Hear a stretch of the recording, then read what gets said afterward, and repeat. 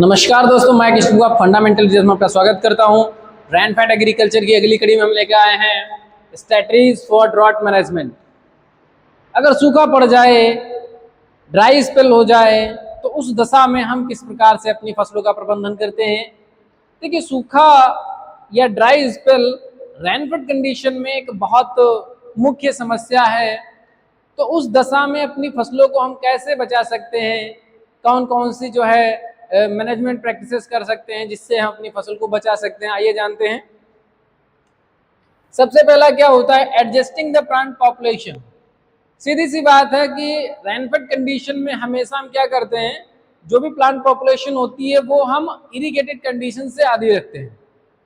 जो सिंचित दशा में प्लांट पॉपुलेशन होती है उससे हम कम ही रखते हैं, लेजर देन कम रखते हैं, जबकि सीड रेट हम सिंचित दशा से ज्यादा रखते हैं।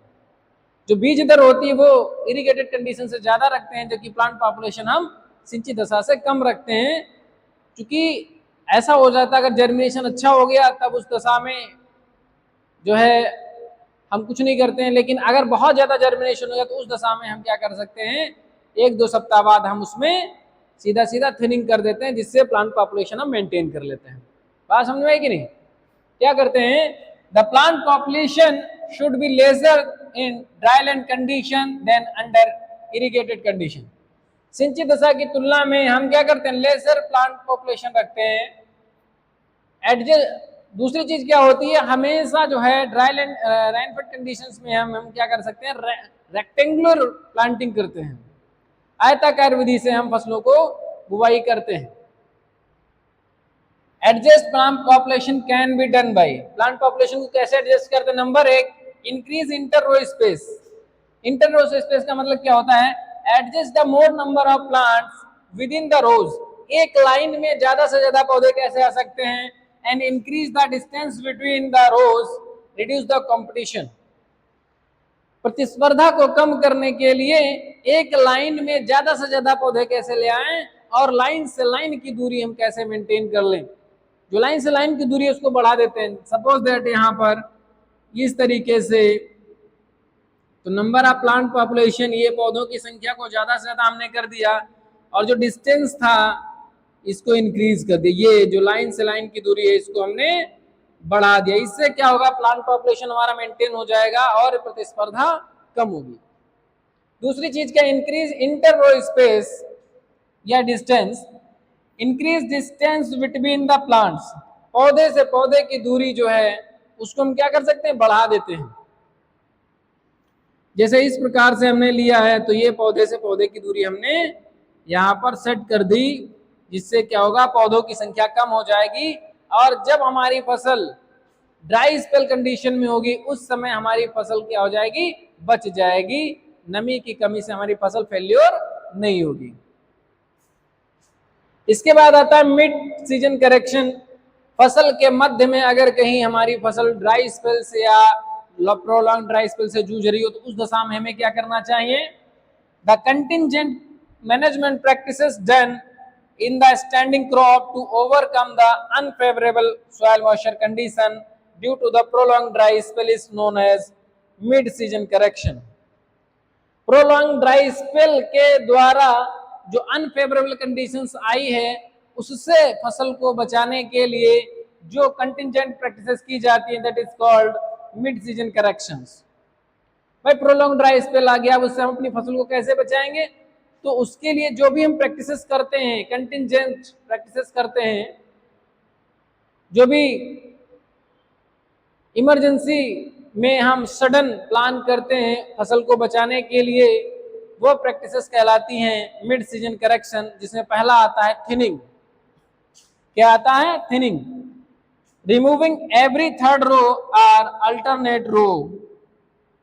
हम क्या कर सकते हैं, जो हमारी तीसरी लाइन है या अल्टरनेट रो है उसको हम क्या कर सकते हैं, रिमूव कर देते हैं, जिससे हमारा प्लांट पॉपुलेशन मेंटेन हो जाता है, कम हो जाता है और हमारी फसल बच जाती है। दूसरा क्या, स्प्रेइंग। हम क्या कर सकते हैं, स्प्रे कर सकते हैं ग्राउंड नट कैस्टर, चाहे वो मूंगफली हो या हमारा कैस्टर एंड हो, उसमें हम 2% यूरिया का घोल छिड़कते हैं। अभी 10 डेज इंटरवल, 10 दिन के अंतराल पर। अगर ड्राई स्पेल हो रहा है, प्रोलॉन्ग ड्राई स्पेल हो रहा है, तो उस दशा में हम अपनी फसल को बचाने के लिए हम ग्राउंड नट या कैस्टर का 2% यूरिया का घोल जो है हम 1 हफ्ते या 10 दिन के अंतराल पर हम छिड़कते रहते हैं, जिससे हमारी फसल जो है रिकवर कर जाती है या मिड स्ट्रेस कंडीशन में अपने आप को बचा ले जाती है। इसके बाद आता है रेटूनिंग। रेटूनिंग जैसे बाजरा है, सोरगम है, तो जब कभी भी ड्राई स्पेल आता है तो उसको after break the dry spell हम क्या कर सकते हैं, रेटूनिंग कर लेते हैं, जिससे हमारी फसल की उपज हमको मिल जाती है। मल्चिंग, मल्चिंग में सीधी सी बात है, हमने क्या किया है, ये हमारा सॉइल सरफेस, इसके ऊपर हम फिजिकल बैरियर लगा दिए और ये क्या करता है, इवेपोरेशन को रोक देता है। इवेपोरेशन जो वाटर उड़ रहा है इसको रोक देगा, बैरियर के रूप में काम कर रही है ये, तो मॉइस्चर लॉस को कम कर देगी और मृदा नमी को सुनिश्चित करेगी, जिससे क्या होगा, एक लंबे समय तक हमारी मृदा में नमी संचित रहेगी। दूसरा है वीड कंट्रोल। तो खरपतवार नियंत्रण करना बहुत आवश्यक होता है, क्योंकि खरपतवार हमारी फसलों से बहुत ज्यादा प्रतिस्पर्धा करते हैं, पानी के साथ साथ हमारी फसलों से न्यूट्रिएंट भी लेते हैं। चूंकि न्यूट्रिएंट की मात्रा वैसे भी हमारी फसलों में सिंचित दशा की अपेक्षा आधा दिया जाता है, और उस दशा में जहां खरपतवार हमारी फसलों में बहुत ज्यादा हो जाते हैं, क्योंकि कंटिन्यूसली रेंज थोड़ी बहुत होती रहती है तो खरपतवार की तीव्रता ज्यादा होती है, उस दशा में खरपतवारों को सही समय पर नष्ट करना बहुत आवश्यक होता है। कौन सी अवस्था होती है, early stage of the crop growth, फसल की जो शुरुआती अवस्था होती है वहां पर हमें खरपतवार नियंत्रण करना बहुत आवश्यक होता है। Weed control should be must. अगर हमने उस अवस्था पर अर्ली स्टेज पर खरपतवार नियंत्रण नहीं किया तो उस दशा में हमारी फसल के ऊपर विपरीत प्रभाव पड़ता है और हमारी फसल वाटर स्ट्रेस कंडीशन में पहुंच जाती है, या लेटर स्टेज में मॉइस्चर स्ट्रेस कंडीशन से सफर करती है और हमारी फसल फेल्योर हो जाती है। अगला है water harvesting and life saving irrigation. सीधी सी बात है, collection of rain water and store of collected water and further use of collected water for life saving irrigation is called life saving irrigation. Store water can be used for giving the life saving irrigation during the prolonged dry spell। बहुत ज्यादा dry spell के बाद, मतलब एक नियत समय के बाद, लगभग 15 दिन के बाद क्या हुआ, प्रोलॉन्ग ड्राई स्पेल हो गया और वर्षा की एक भी बूंद नहीं गिरी, उस दशा में अपनी फसल को बचाने के लिए जो हमने वाटर हार्वेस्टिंग के द्वारा पानी को संचित कर रखा है, जिसका अमाउंट थोड़ा है, तो उसे हम एक लाइट इरिगेशन के रूप में दे देंगे, जो कि लाइफ सेविंग इरिगेशन के रूप में काम करेगा, पौधे को बचाने का काम करेगा। ठीक है नहीं, तो इस प्रकार से ये हमारे क्या है, स्ट्रेटजीज फॉर ड्रॉट मैनेजमेंट। सूखा अगर हो रहा है तो उस तरीके से अपनी फसल को बचा सकते हैं। आशा करते हैं आपको लेक्चर अच्छा लगा होगा। अगर आपने कुछ समझ में नहीं आया तो कमेंट बॉक्स में जरूर बताइएगा, और अगर अभी तक चैनल को सब्सक्राइब नहीं किया है तो दोस्तों चैनल को सब्सक्राइब कर लीजिए, अपने दोस्तों को शेयर कर देना। धन्यवाद।